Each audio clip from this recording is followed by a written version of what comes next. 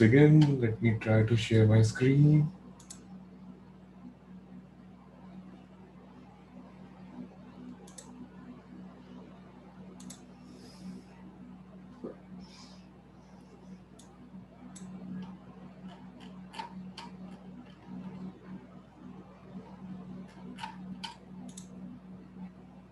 So this chapter talks about the uh, revolution that we have had in the neural networks in the deep learning field from the neural networks perspective, and why and how these convolutional neural networks primarily have caused this sort of a revolution and and uh,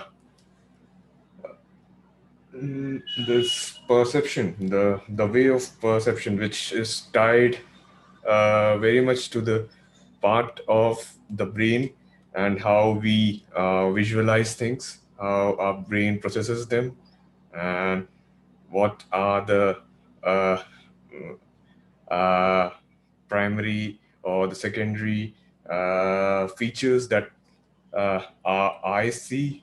And it's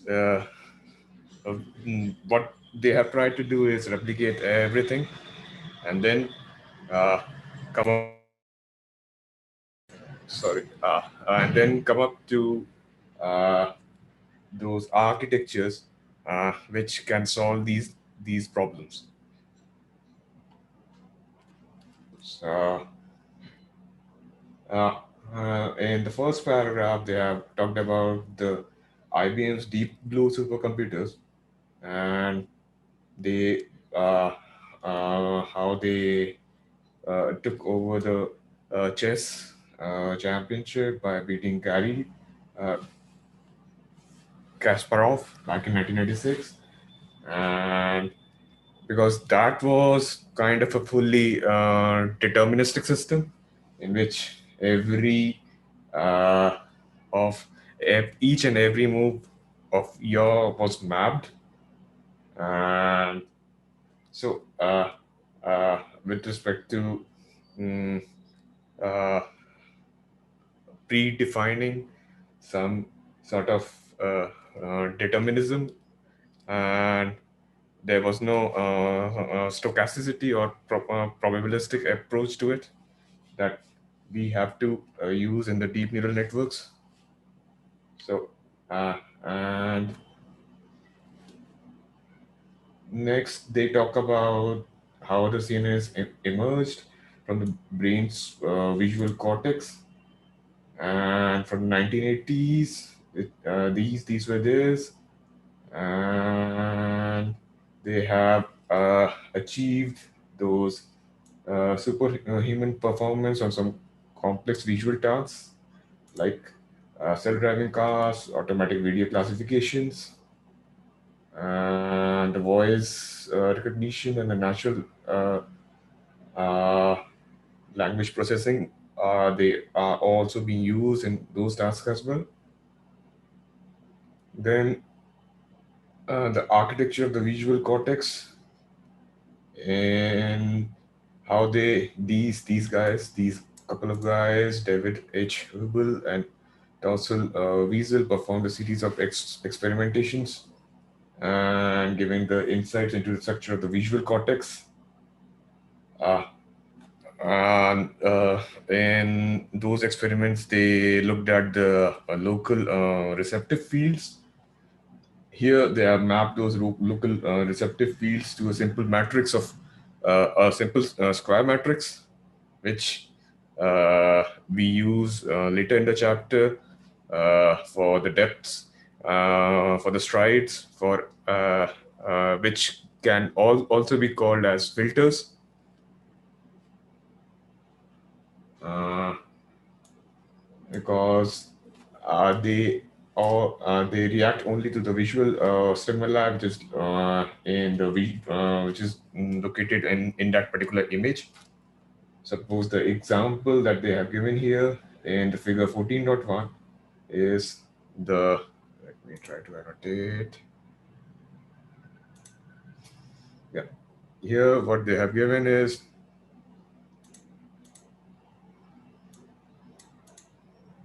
uh,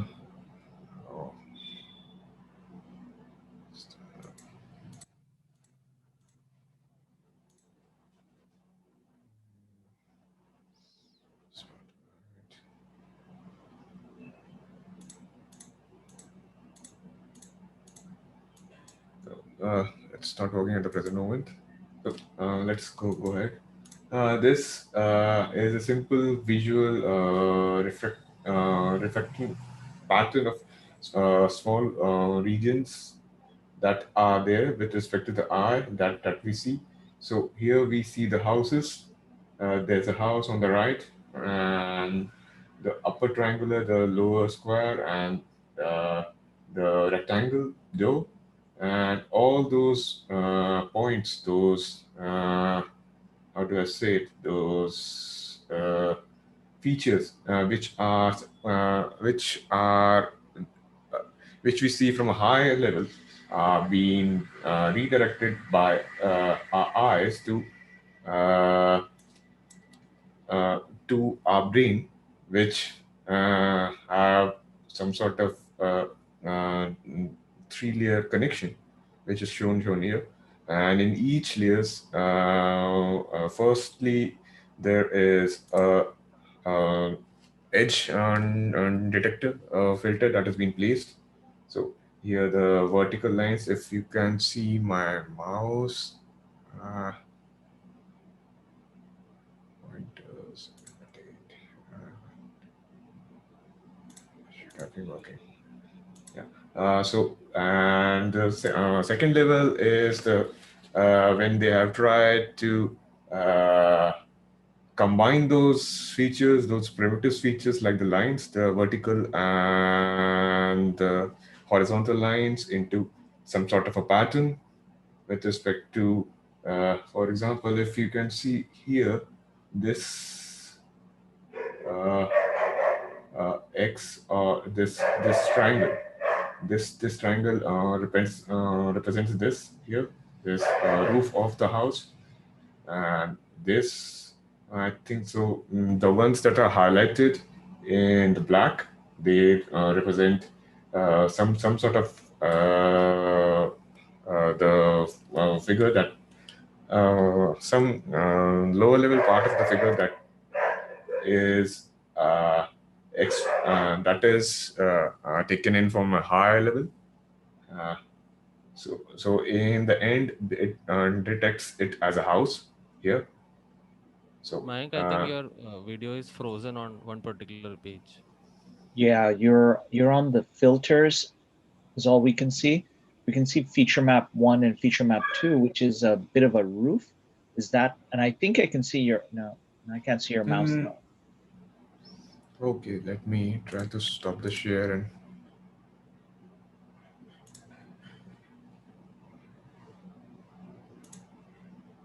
mm,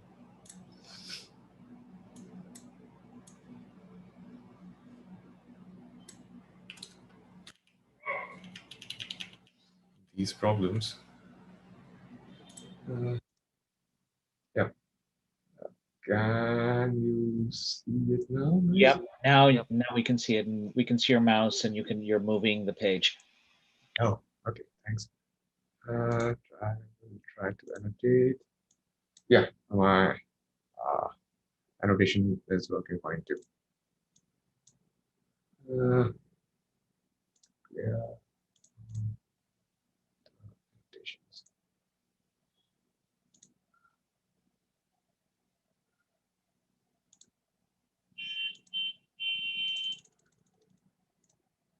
So let's get to the next section, the convolutional layers. So here, what's the most important building block on the three layers that we have seen earlier with respect to uh, the layers in the previous chapters, how we have built them to this. And this is the hierarchical structure that is common in the visual uh, cortex of our brain, and this is what we are trying to map it to the CNN convolutional layers. So these boxes, if you can see, please tell me if I'm going too slow, because I'm taking every stride and every thing into action into consideration here.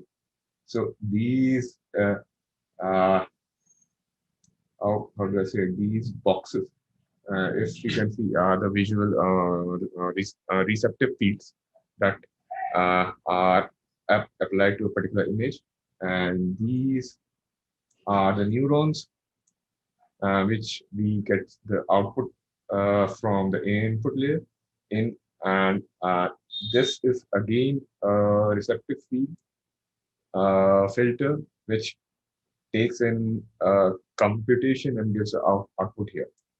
So these are the three layers, and in the end, this recognizes, this must recognize this whole thing as a house. So this is the neural networks. I And have a mhm, question. Can you yeah. scroll up? There is a note right Mhm. about just above that, actually, above the convolution layers. Uh, yes. Yeah, there.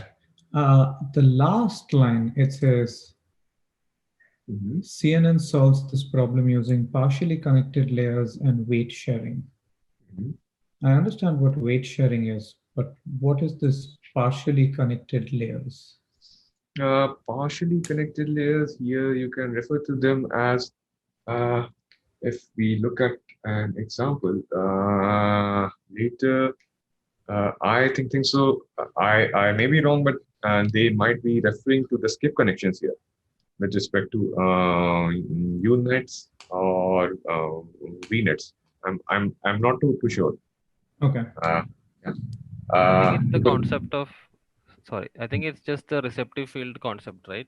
You are not each the next a node in a layer is receiving inputs only from that small receptive field and not the entire previous layer.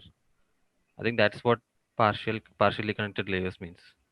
Yes, I think that's hmm, right. And that's as opposed to fully connected layers where each successive layer sees all the, sees, each neuron sees all the neurons in the previous layer. That's a fully connected.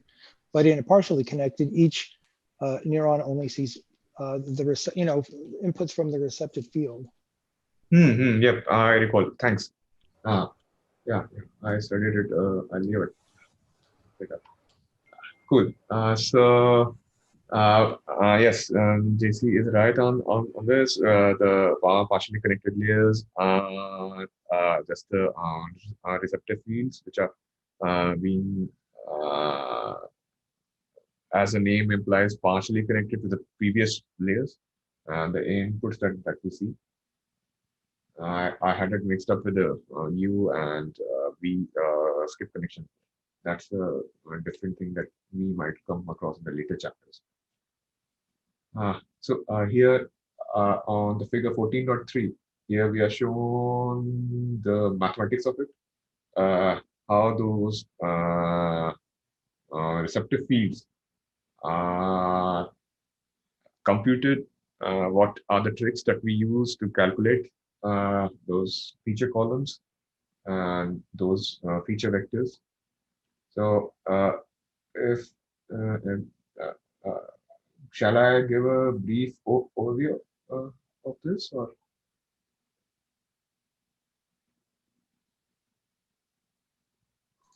Sure, yeah. Yeah, Yes, please. yeah. So each neuron.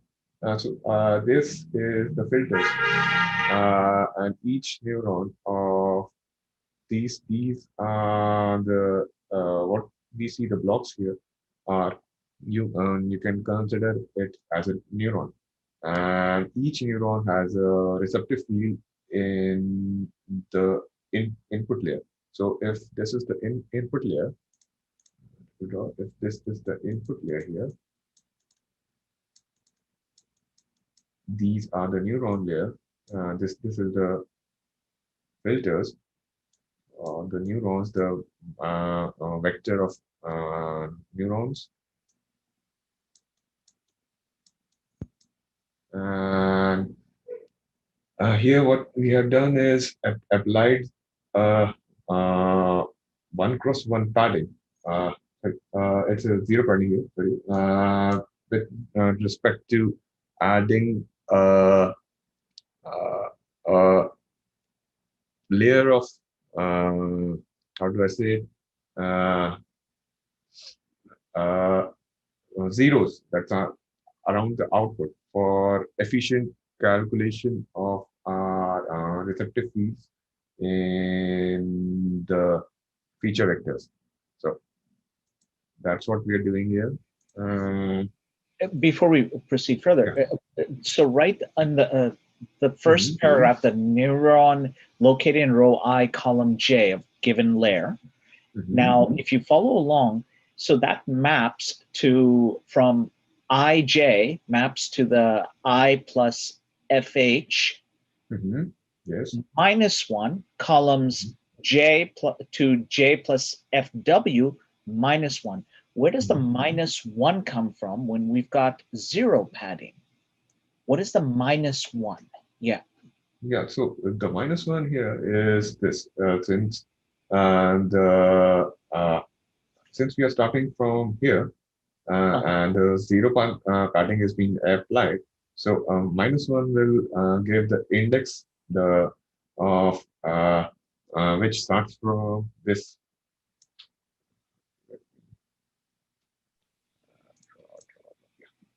This is the -1. So since we are applying a zero padding here, so these are the height and the width of the receptor fields, and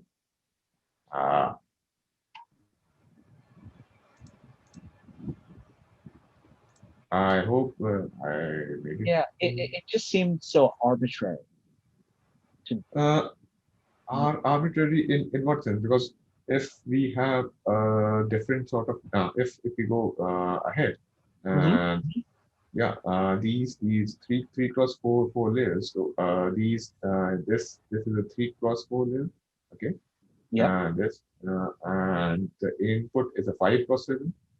1, 2, 3, 4, 5, and the 7 columns, five rows and 7 columns. And we have 0x0 padding, so that will represent 6x8 matrix. So these convolutions, what we these filters are named after, in a loose sense. It's not actually the convolution that is defined in the classic literature, but in a loose sense, what we call them now. And these are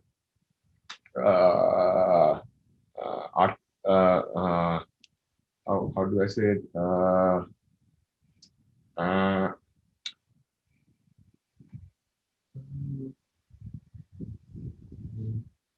Mike, does the math work out better if they're like, because it's zero indexed?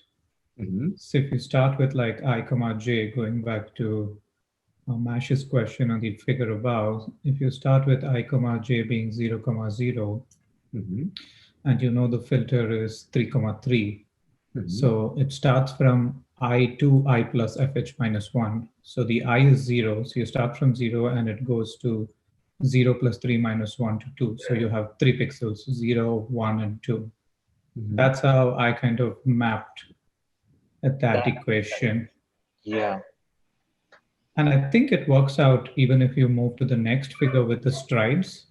The only thing is that you need to make sure that your I, or wherever your starting point is, that whole chunk moves. So that's why they do like I into stride, 2I into stride plus fh minus 1. The plus fh minus 1 didn't change because that's just how many pixels you're moving based on whatever your kernel size is. I think that was zero index. That's why the -1 comes there. Which is weird. I agree. I don't know why it should be zero indexed. I mean, if he's just explaining this, not in code.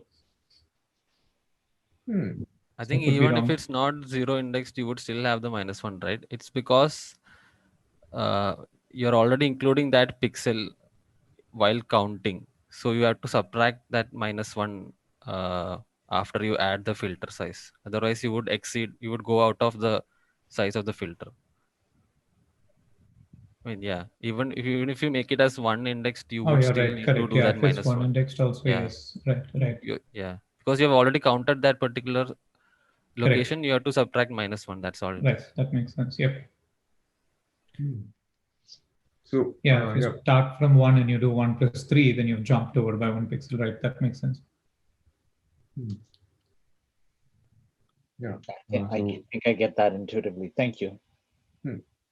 Thanks. And this is the stride and how the stride moves. Here we have the stride of 2, which is being applied in both the rows and the columns domain. So each and every filter will, so this filter will move by a stride of 2 from left to right, and then 2 above. In the next iteration, when it is finished with this row, let me try to draw it. It will start from here. 1, 2, 3. Yeah. I hope you can see this. Yeah, I'll try to redraw it. So once this is done, this, then 1, 2, it will this, then this. It will move to here, and yeah. So this is how it works. The strides to the vertical and the horizontal, and we do not have to have this 2 cross 2, which is a square stride. We can have some different different strides across uh, the columns and the rows, and that will work too. I think so. We will look at it in the future with respect to the architecture. These are the descriptive fields and the strides, and then we see the filters. We come up across the filters with the vertical lines, and so these, if we look at it, these are the input images, and yeah. And this is the vertical filter that is being applied, and this is the horizontal filter. Horizontal filter and the vertical filter, you can see it as the uh, three cross three values. Let me try to look for the actual 3 cross 3 vertical and the horizontal filters. It's given in the figure itself there, Mike, where the arrows are. Yes. So this is the mask that we are applying, kind of, because those 3 cross 3 is the vertical matrix of the filter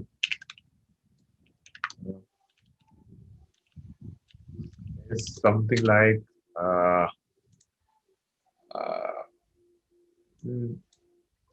I will share it later in the chat in respect to how it calculates, because they should have given the matrix and pattern of how it calculates. So I will take care of this in the chats. And right now you can see it as a mask, which has based on those pixel values. This is the RGB pixel values of how they are calculated. And this is the output that we give. I will give a brief description about the vertical filter and the horizontal filter and how they are mapped to this. This is the feature map 1 and the feature map 2 that you can see. Next, we go to the stacking of the multiple feature maps. So suppose those vertical filters, as we saw in the initial part of the book, where the first was this. So this is the vertical filter.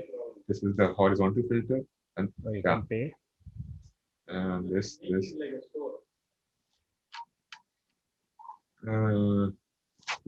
So Maybe you can this. call them to say.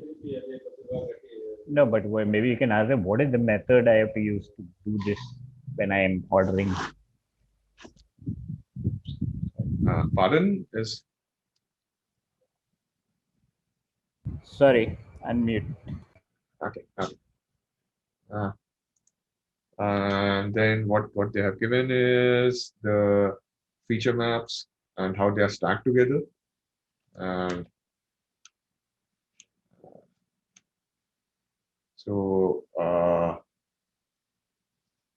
each and every feature vectors with respect to, here we looked at the vertical and the horizontal layers and how they have mapped it to those patterns and how has it identified those patterns and how that stack of non-linear mappings with respect to the vectors and can be targeted to achieve those features.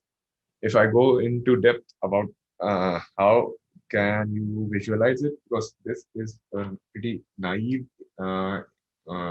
visualization of the horizontal and the vertical feature maps. If I go into details, there is some articles, by distill.pub, in which they have given the shown interpretability of uh, everything of how those uh, uh, vision features are being visualized, and you can play around with those. And I'll just try to share this in chat. So this is it. Here you can go into the interpretability techniques that are there with respect to the connections of each and every layer to the uh, above and the below one, and you can get uh, how do I say it, at each layer what are the patterns or the features that you see.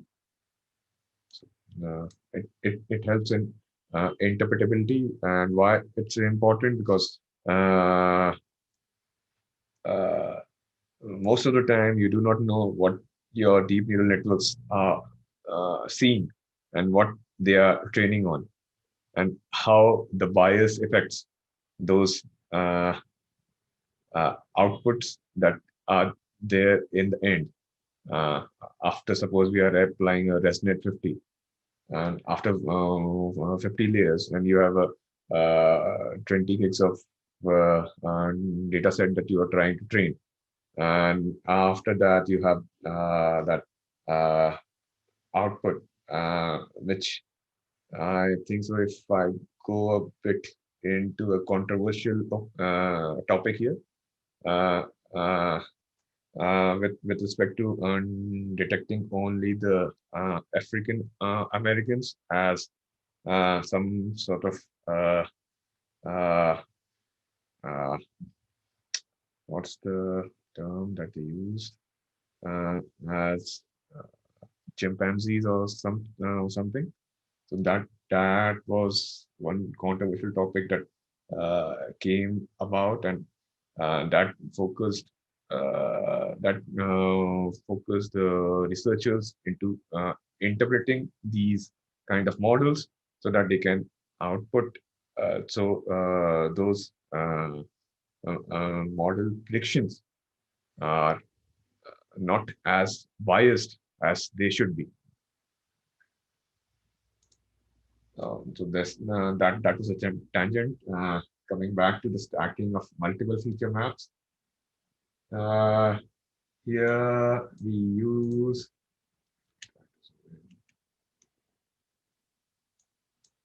what do we have here?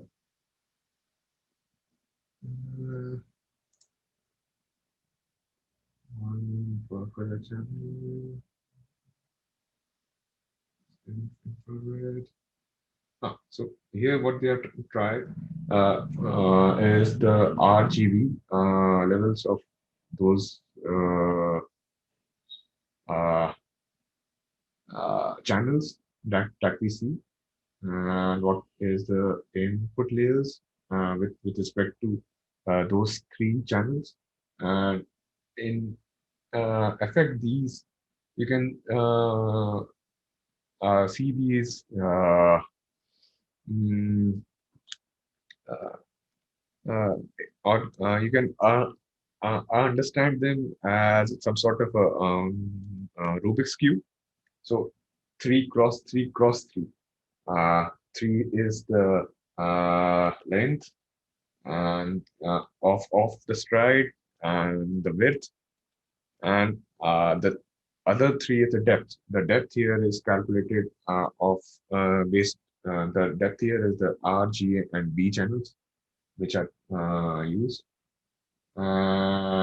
Each and every computation on a convolutional layer will give a neuron, and which has a stacked map, and which in the other how do I say it, more if we go far down the road, this will stack up and give rise to a more high level features at each step of the way until you reach a latent dimension in a simple matrix or a unit hypersphere or in whichever form that you want. And then you can use that particular latent variable in a downstream task for any sort of task that we mentioned earlier at the starting of the call. So here they have given the mathematics of how the convolutional layers are connected to the outputs of the neurons in the previous layers. And these are the I cross SH to I cross FH plus FH minus 1, and the columns of J cross SW to J cross SW plus FW minus 1 across all the feature maps in the layers L minus 1. So this is the computation of those each and every layer in a neuron of a convolutional layer. And as explained earlier, this can be extended upon that initial discussion that we had with respect to these columns and the rows with the strides of fh minus 1 and the feature of the height and the feature vector with respect to the height and the width. Then they talk about now if and anybody wants, we can go in and delve into this. What this is, I will give a quick overview of what this is. This is the output of the neuron that we see here, z of ijk, and it's calculated based upon the u, the v, and the k prime. These are the inputs, the feature map channels that we select It may be a horizontal, vertical, some sort of or some sort of a non uh, some other matrix. There are multiple features that we can select, and there's a whole catalog of that, and I will share it later. So these will give rise to the xi prime, j prime, k prime cross the w, v, k prime, and k, which represents the connection weights here. This guy represents the connection weights, and xi, this is the output at the location of the layer L minus 1. So from the inputs and to the channels with respect to the layers. So of course we will need to go into the details of discussing each and every part. If you guys want, I can take it further. I think you can just sort of see that, sort of say in summary that three-dimensional summation is basically the integral. If you scroll up a bit, yeah, you see that three-dimensional block that it's summing over the entries in that three-dimensional block. The one dimension is the height, the other is the width, and the third dimension is the depth over the filters. So, you know, in case of a grayscale image, you only have one dimension to sum over. So it would only be, sorry, one dimension of filters to sum over. So then you'd only have a two-dimensional sum. I think that the problem with this section is he's trying to be so general that he covers all possible cases, and the math just looks confusing. But he probably should have. It would have been pedagogically better if he would have considered a grayscale case first, and then expanded it to the three-dimensional case where you have many filters to sum over. But that's what that three-dimensional sum is. It's just computing the value at one pixel in a feature map in terms of all of the in terms of the previous layer, in terms of the maps in the previous layer that underlie it, that are directly underneath it, or that are in its receptive field, let's say it that way. Yep. Totally agree. This is a bit in a more general sense. Yeah. I agree with yeah, it's just general. It's just as general as possible for a case, and he's considering a case where the kernels, the convolution kernels, are not square; they can be rectangular. The stride can differ in the horizontal and vertical directions. He's just folded in all of those cases, so it's very general and nice in that sense.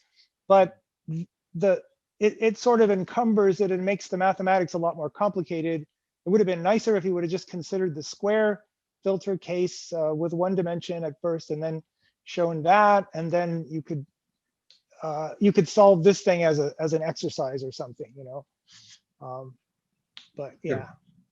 I think so. In the exercises, there is a question that relates to this sort of implementational objective, and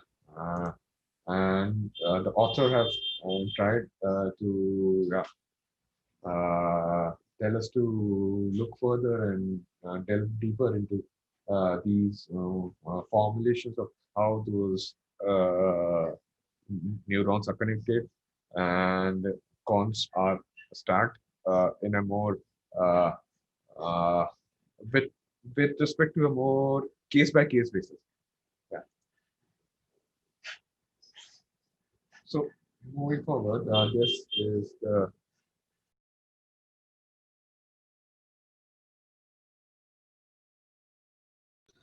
quick question. Has anyone seen a case where filters are not square, not odd sized, or the stride is not same on the X and Y? No, because non-square filters, your convolutions get, oof. bias to one side, I guess, right?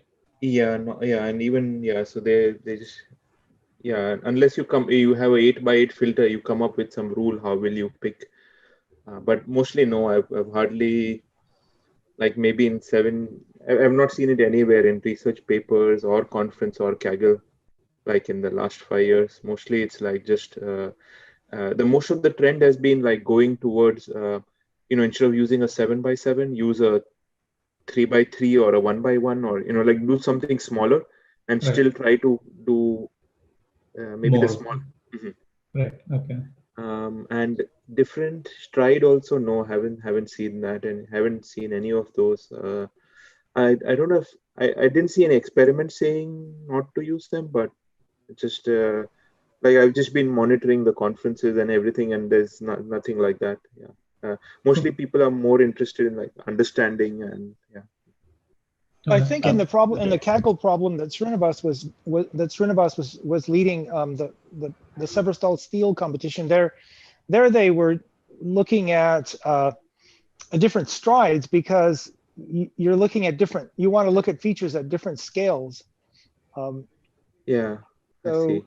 Right. they Right. had this truce convolutions, they called it, where you would do different strides, and each time you do a different stride, you're looking at a feature with a different with a different scale, right? If you do big strides, then you're looking for big features, and if you do small strides, then you're looking for small features. So you could in some way combine all of those different scales into one feature map.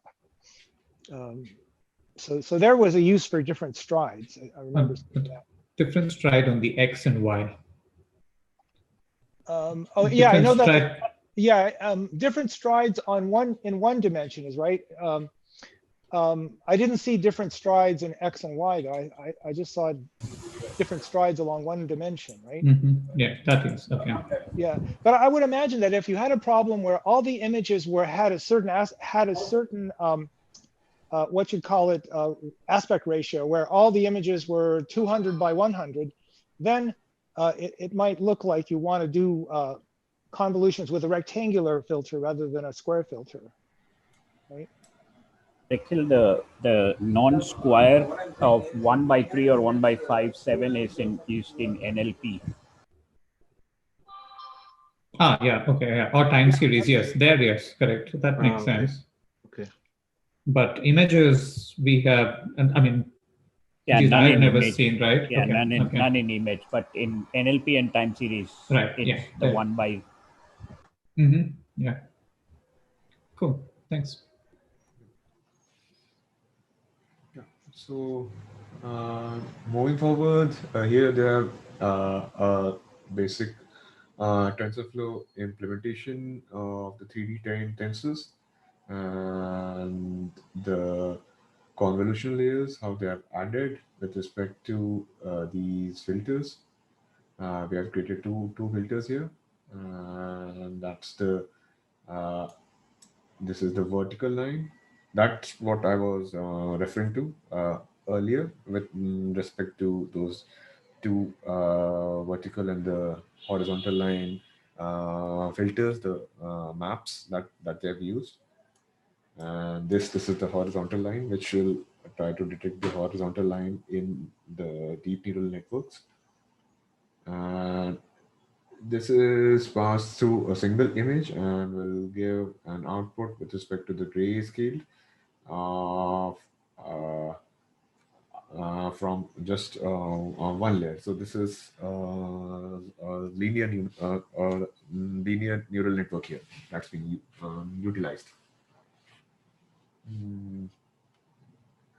And if we go to the tf.nn.con2d, uh, this has, let's go through this figure. We can explain it with respect to the scene or valid padding with input width of L3, filter width of 6, and the stride of 5. So what they have done here is valid padding with zeros. Why they have inserted this two zeros? Because in the end, if this padding is not there, these two blocks will be ignored. And uh, you can see for because it is 1, 2, 3, 4, 5, 6. Yeah, with a filter width of 6. So this has to be included for a holistic view, such that our model is not biased on a particular subset of data, and it includes the whole thing. Yeah, this will also have some errors with respect to normalization in the long sense, in the large, sorry, in the because we are augmenting our data and sorry, not with respect to normalization, it will provide a robustness to a model, the predictions that we are trying to make. So that will improve upon our previous naive data set by having a layer of robustness uh, to such that it can affect generality. It can view those non inputs that are there in the training set, those data which are not there in the training set.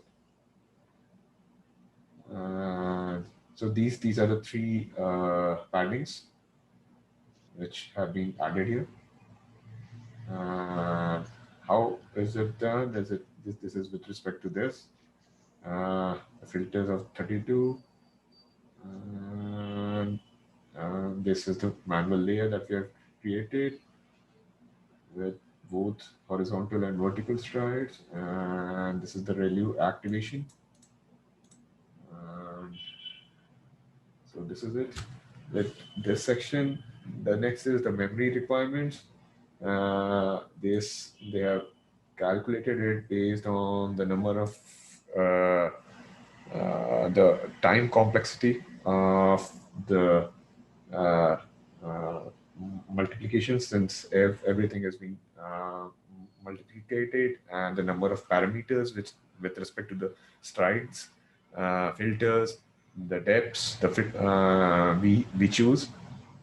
So this is the number of parameters which you can output using the model.summary method. If you call it in TensorFlow, it will list down the parameters at each and every level, at each and every layers that you have. There is a specific formula for calculating, and there's specific formula for calculating those number of parameters which you can utilize at each and every based on the layers that we use. If we use a MaxPulling layer, if we use a Con2D layer, or some other layer, we have some sort of a different how do I say it? Uh, mm, Combination of those uh, I think you get must right. So that will help. I'd like to add a point there, Max. Usually kind of the back of the envelope calculation is at training time, you need more memory than at inference, because at training, you need to keep in mind for backprop, whereas in inference, you don't have to worry about that. And the general kind of rule of thumb that I've seen being used is you calculate the number of parameters. You multiply that by 3. That is because you need one for the set of parameters. You need one more same amount of memory for the set of backpropagation steps.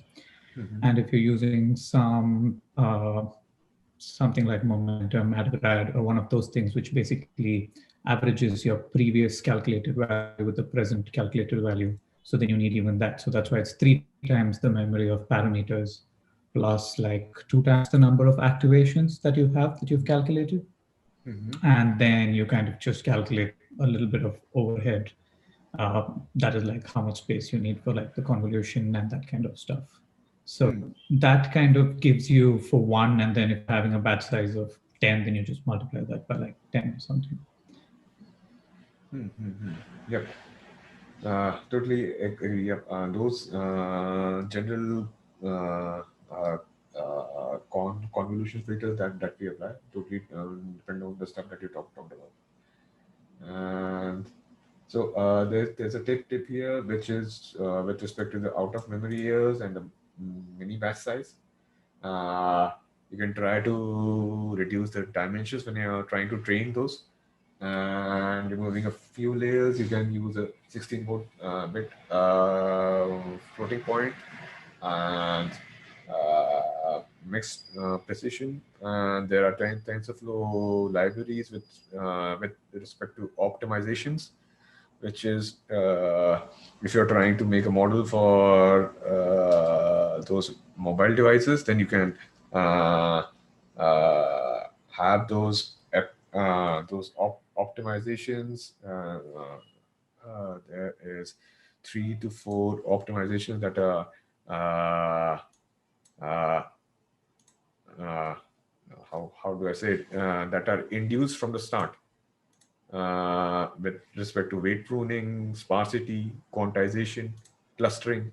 So that you can apply it, which are included in the TensorFlow libraries, and that will save you the RAM uh, and the output. The final model size will be totally dependent upon the device that you want to run, be it low powered like the mobile devices or an edge device, which has a limited compute capacity. Uh, Now going on to the pooling layers. So here we have shown a max pooling layer with respect to the 2x2 pooling kernels. And because the stride of 2, the output of the image has half the height and half the width of the input image here, this. And the input values are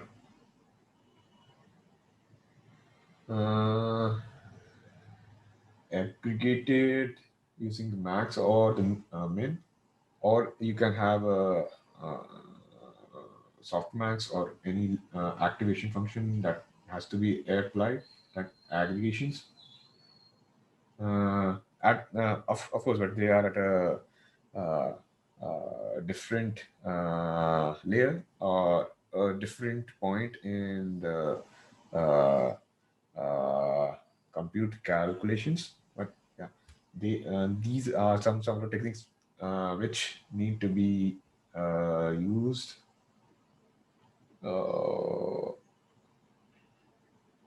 I'm just going on a tangent here. Uh, let's stick back. Let's what we have done here.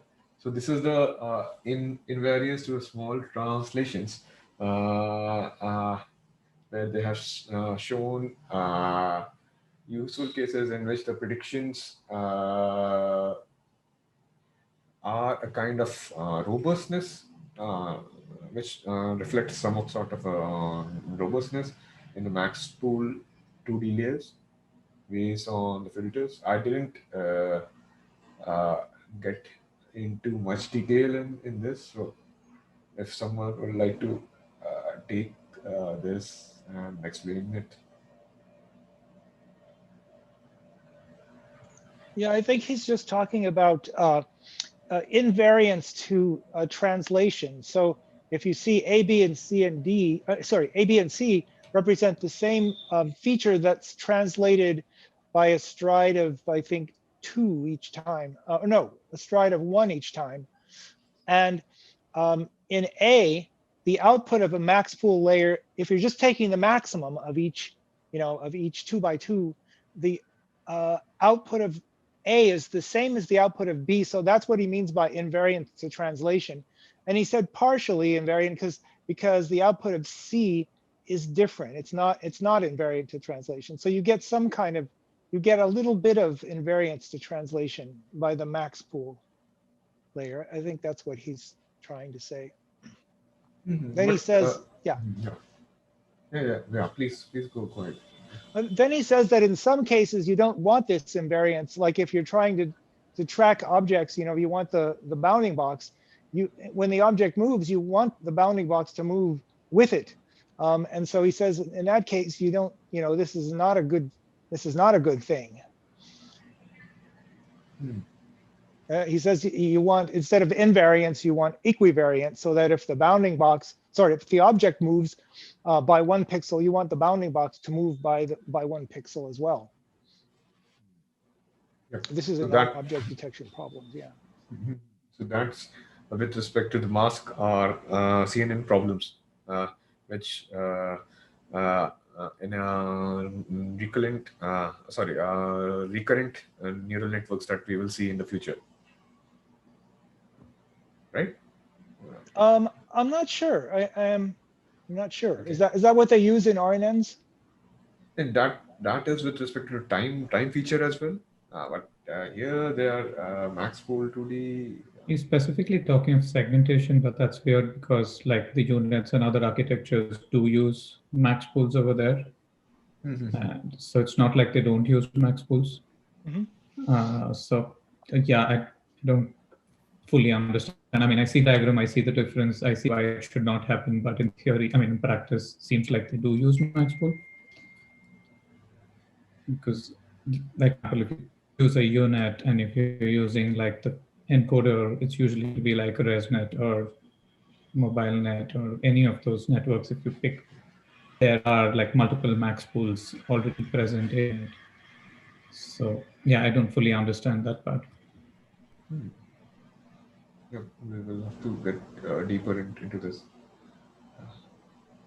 And then this is a TensorFlow implementation of the same intuition that we had with respect to the depth-wise max-pulling layer, the learned features, and how they are mapped in a single layer.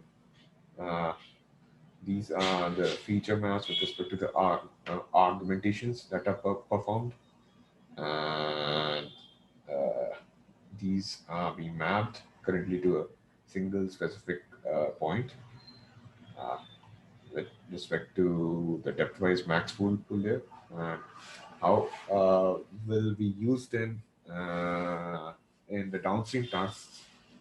That will be, I think, so discussed down the line. And they are just they are right now translating it with respect to the handheld notation.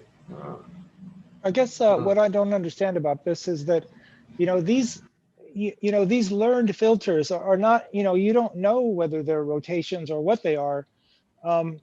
So, he's talking about this particular case of you use the depth-wise, a depth-wise pooling layer, then you become invariant to rotations. But how does he know that the learned filters are rotations in the first place? That I didn't understand. I think so. They have by default used some tricks that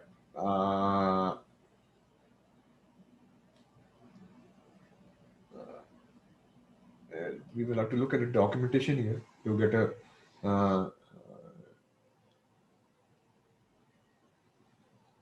even I'm not too clear about how they are exactly doing this, and I don't want to be wrong on this one. So that's a good question. I will take a note and come back to it.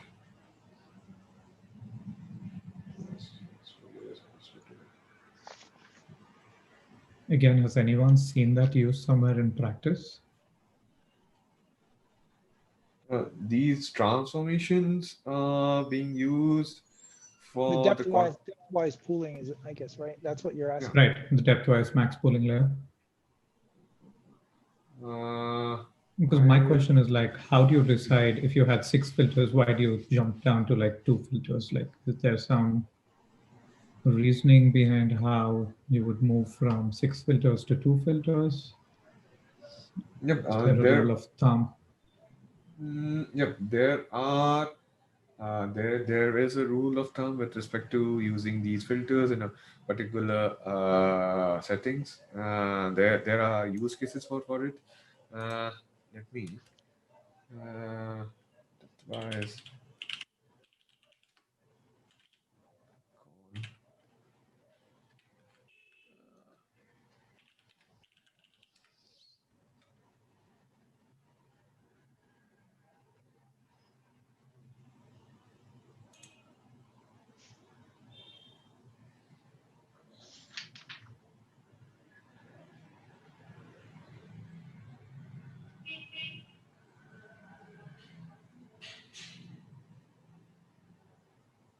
These are used. I have to take a look at the stats overflow.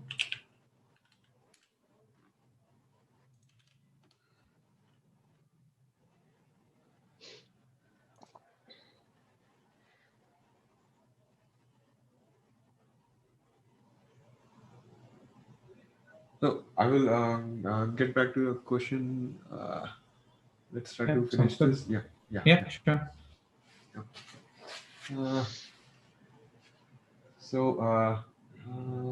Let's park it and go ahead. We should probably, yeah, we should probably like go just down to the end of this section, just before CNN architectures. That's a good place to stop. There's one more thing, and that's the global average pooling layer, and then that's a good place to stop. Yep, that sounds good. And yeah, here we have the images, the kernel size, and the strides, and the padding with respect to if it's valid or not. There's two currently they have used valid and same padding types. But, we will then this is a global average pooling layer, which has been used to create a simple building blocks to the convolutional neural networks. I think so. All our queries will be answered in the next section and subsequent sections with respect to the usage of these layers and in which cases we have those depth-wise or max pools or this global average pooling.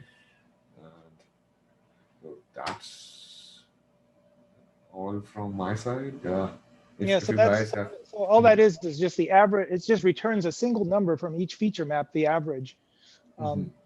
But so one question I had, if you go back to where that three-dimensional convolution thing was shown, where that red and blue, way back a little bit. Yeah, right there. So the red, green, and blue channels. So I guess the question in my mind is that, and I'm not clear on this, maybe someone else does know, is that to generate a feature map, we need for each map, we need 3 3x3 filters. And is that true, or are we using the same 3x3 filter for each to map each of the RGB images? In other words, do we need a separate 3x3 filter for the red and another one for the green and another one for the blue, or are we using the same 3x3 filter on the red, green, and blue to map to that point, in one of the feature maps? Does anyone know? It's the same. It's the same one? Okay. Yeah, it's one thing which goes across channels. That makes sense, because here he's showing next to when he shows map 1 and map 2, he doesn't show a set of 3 of them. He shows one of them, and then you get one, but it's not just 1 3x3. It is actually a volume, so it's a 3x3x3. But that's what I was asking, right? Yes, it is a 3x3x3. Okay, so that red one, which has an edge filter, which has a to the left of the map 2, right? And there's this red square, red rectangle with a vertical line in it. So that's like an edge filter. So what you're saying, Rekil, is that really corresponds to a 3x3 filter. Sorry, to 3 of those filters stacked up. One for the R, one for the G, and one for the B channel. But it's the same values, right, Rekil? It's just a volume, but it's the same values, right? The values don't change for the R, the G, and the B.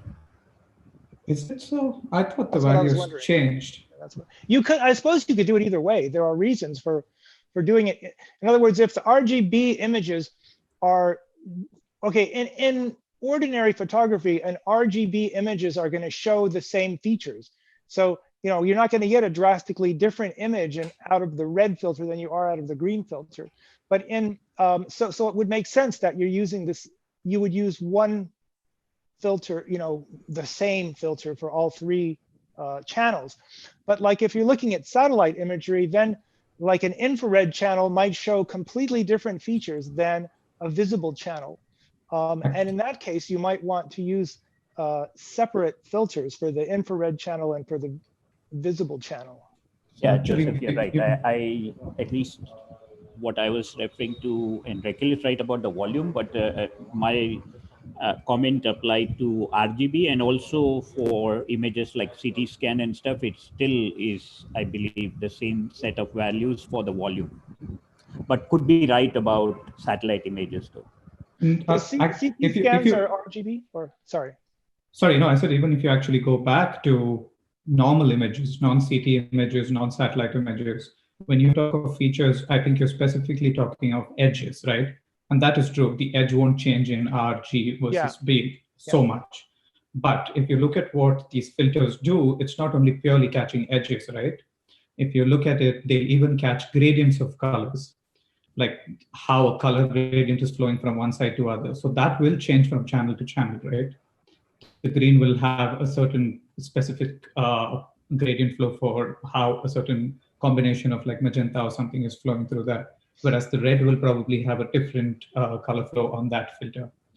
So I'm not very sure exactly how he's mapped that map to, but from what I remember, that 3x3 kernel that you specify, it's actually a 3x3x3 volume. Mm-hmm. So you end up having like 27 multiplications to generate one neuron in one of those convolution layers above. Right. But Rekil, have you seen in RGB where the G layer has different values specified as part of the filter? Yeah, that's what I've never seen a filter other than like when they try to, if you look at that Rob Fergus and Matt Zeiler's paper where they kind of go into and like look at what each filter is picking, they never show you the filter. What they show you is which part of the image activates that filter, right? So I still think they're different values. I don't think they share the same values, because otherwise, if you think about it, it's such a waste of memory, right? And this is just a 3-channel. Imagine when you move to the next convolution layer, and if you have generated 32 filters. Move forward, the memory waste thing is not quite right, because the values of RGB are different, but the filter values could be the same. So the multiplication result of what you said of a 27 multiplication would still all be different. They wouldn't be the same. Yeah. So memory is not wasted. No, filter, you're saving the filter, right? So the filter, instead of you're unnecessarily saving 3 times more.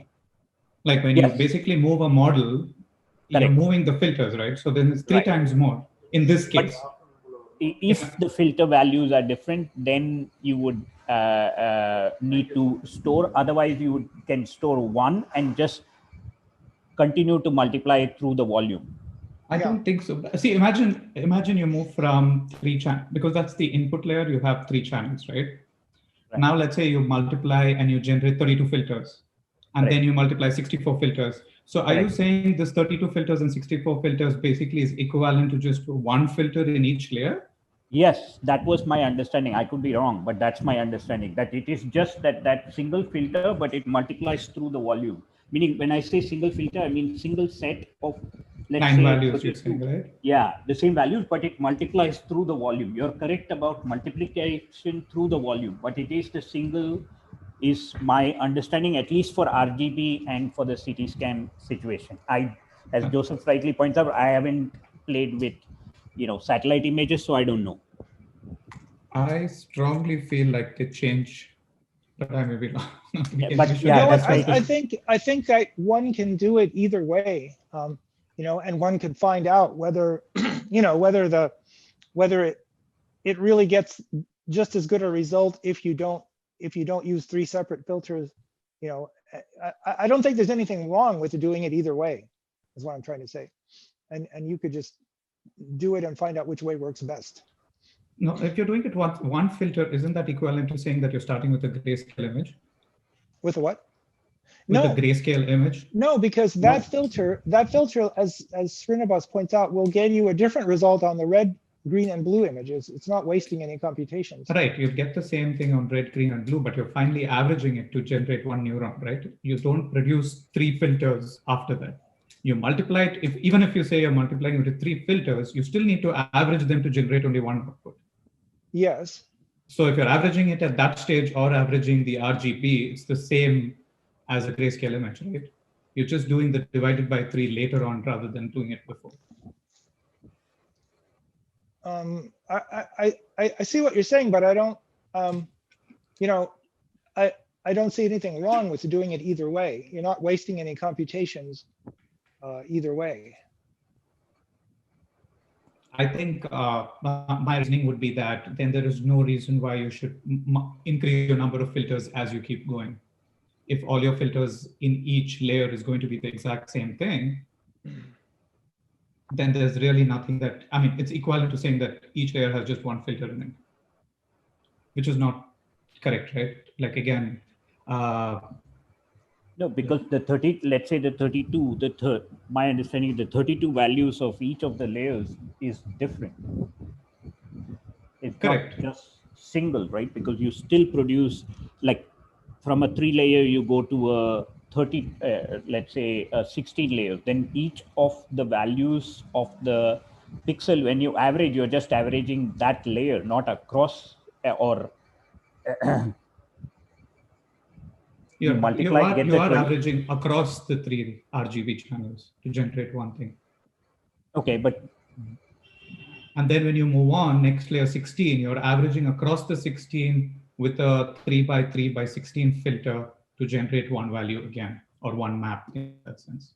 Yeah, good question to, I guess, dive into and resolve one way or the other. I think if you pull up the Coursera stuff, I had this question and it still bugs me. So I think there's a great block diagram by Adrian who shows it clearly, like it's a 3x3x3 operation. You never mentioned that last 3 because it is obvious it has to match the previous layer's number of filters. Filters, correct. That's my understanding too. It does match, but whether the filter values are different for each of the whatever number of layers is my question. And my understanding thus far, could be wrong, is that the feature values of the layers are, and again, I'll have to look at it to confirm. It's been a while, so it'd be good to double check and update, I guess. Let's move on. Yeah, I just posted that paper, and I think that kind of shows like how each layer, different filters activate to different things. Hence, my understanding is that each layer has like different filters and they're not the same thing. Yep. For the interpretability, I will like to comment on the distill.pub as I've shared earlier, because there you can see the visualizations of the different filters and the layers that you use. And in the next sections that we will be using, we will be reading about AlexNet, Google LeanNet, ResNets, I think so. And you may visualize those layers by the number of parameters by using the model.summary, and plus there are a couple of very good articles on Distill. Let me try to share that. Uh, yeah. That is ideal. Ideal. That the collapsible ladder is ideal. Yeah. So these visualizations might help you get uh, how to say it, detailed look up upon the feature selection that those guys have did. Those guys invented and wrote the paper on that we use in our everyday lives. So Yeah, that was. that's a really beautiful paper, Mhm. and with all those visualizations and everything. Are you looking at the one called Exploring Neural Networks with Activation Atlases? Mm, this, I'll post that one. It's yeah, right here. There. yeah, yeah. I can shop the stair. You can take it away.